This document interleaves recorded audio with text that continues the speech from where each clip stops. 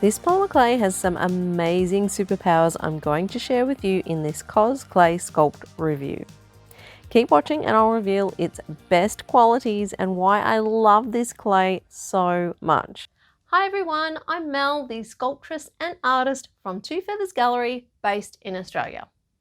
Cosclay Sculpt allows you to choose your preferred firmness with either soft, medium firm or extra firm formulations. That is so cool. I love that. In this review, we'll be using the soft formulation, and true to its word, it is very soft on the hands and easy to use. It comes in a mid-tone grey colour. However, you can mix it with some other polymer clays, and after baking, you also have the option of painting it with acrylic paint to change its colour. Seriously, unbelievable bendiness. It's more flexible than other polymer clays. You can add a wire armature to it to strengthen it even more if you want to hold thin sheets or coils in position. It is just amazing. You can mix it with other polymer clay, and its best uses would be for those really fine and fiddly pieces of hand-built sculptures like horns, hair, and pointed ears. There are just so many different ways that you can use this clay. I'm not sure if everyone from the polymer clay world really appreciates how much of a game changer this is for sculptors. I think Cosclay is particularly great for people who love to build posable art dolls and toys, animation as well. It's a polymer clay rubber hybrid that's more flexible than other polymer clays, and it doesn't break when you bend it.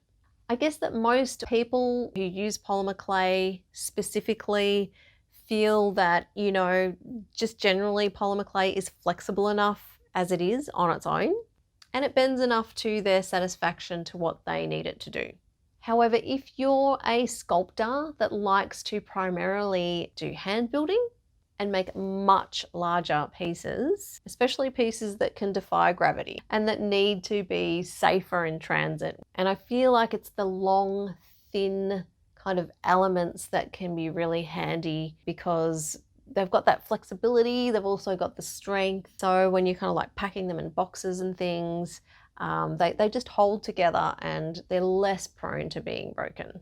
So in terms of strength, durability, flexibility, and being able to transport larger pieces of work, I feel that Cosclay has some amazing advantages there. If you store it in a plastic bag in the fridge, it will last indefinitely. You will need to thaw it out though before using it. Once it has thawed out, it's just so pliable and pretty much ready to use straight out of the packet. Of course, you don't want to miss that important step of conditioning. This 453 gram packet is quite large and good value for money. These days it's divided in 2 different packets for convenience. It comes with a plastic-like covering and the block is 20 millimeters thick. I'm chopping it straight off the block. It breaks apart quite easily to smaller pieces. And this is the part that you've been waiting for, peoples. Hopefully you'll save some money here seeing how it actually handles, and you'll see that in the sample as well that I'll show you in just a moment. And you can see that it is super easy to push and mold together. I don't have to use a lot of force at all to get this clay moving, and that's how I like my clay. You can do amazing things with this clay. Simply rolling it will actually blend it easily together with very little effort, as you can see here. Or if you like firm clay, choose a firmer formulation. You don't need a pasta machine to condition it. As you can see, it can be done easily by hand, and tra-la-la-la. Here is what it looks like when it's conditioned, smooth, soft, and scrumptious.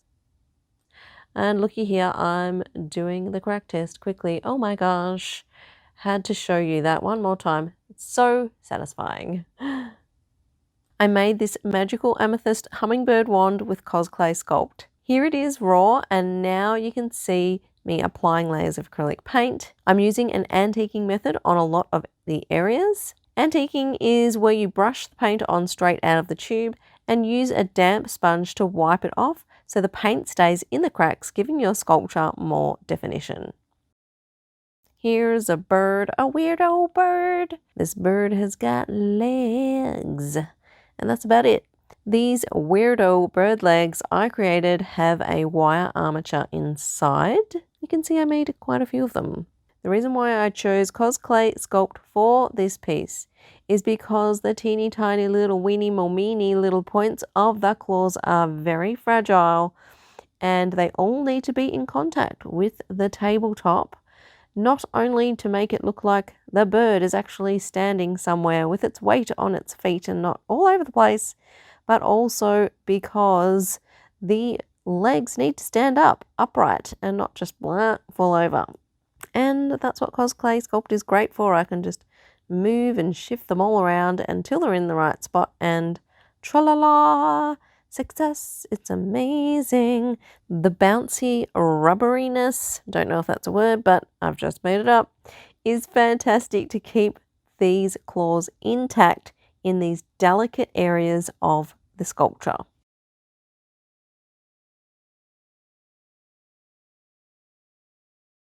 Here's a small sample I do for all my polymer clay reviews. The ball tool seems to sink down really deep, much deeper than other samples.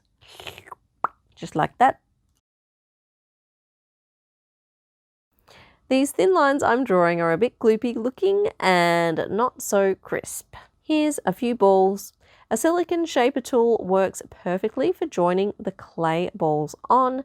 They are practically just melting onto the sample, and ease of joining the clay is so good.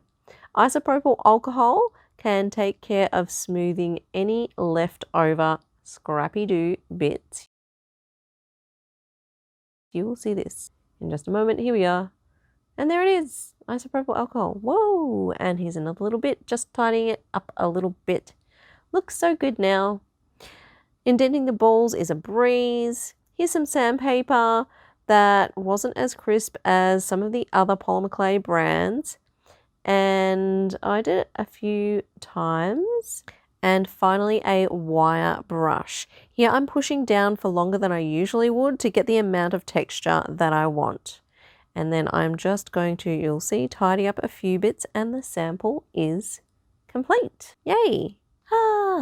Baking to the exact specifications of the manufacturer is vital to make sure that your piece is baked properly so it will bend and hold its shape rather than breaking.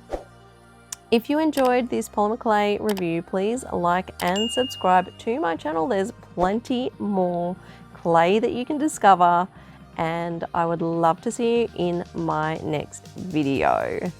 I'll see you there. Whoa! Doing it. Going there now. Ciao.